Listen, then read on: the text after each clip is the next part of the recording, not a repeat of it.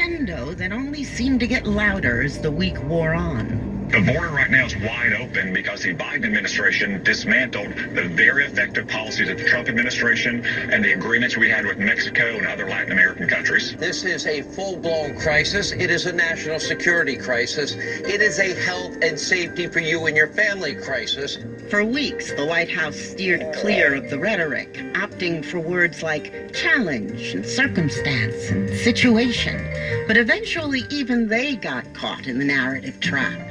Jen Psaki slips up, calling the border surge a crisis. This as reporters claim President Biden taking a page out of the Trump playbook and turning to Mexico to stem the flow. So who's right?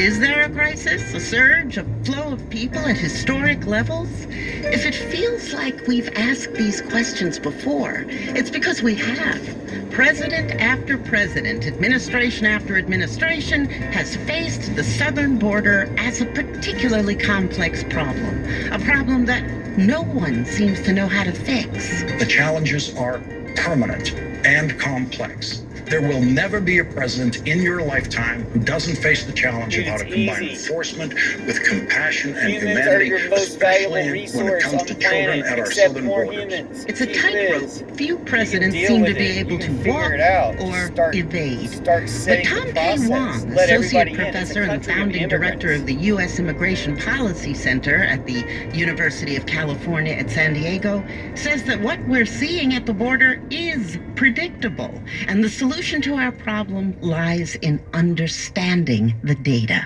What we see thus far in 2021, when we look at Customs and Border Protection's own data, are trends that fit previous years in terms of the seasonality of the migratory crossings at the southern border. We typically see an increase from January that runs until about May. This is attributable to the weather as winter ends and people being more likely to take the dangerous migratory trek north.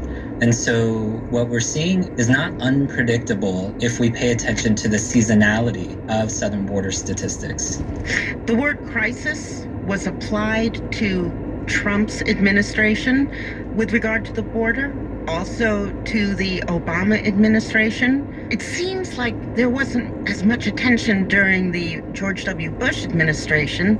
Were they all crises or not crises in the same way because it was just seasonality? Let's use an analogy. When we think about retailers,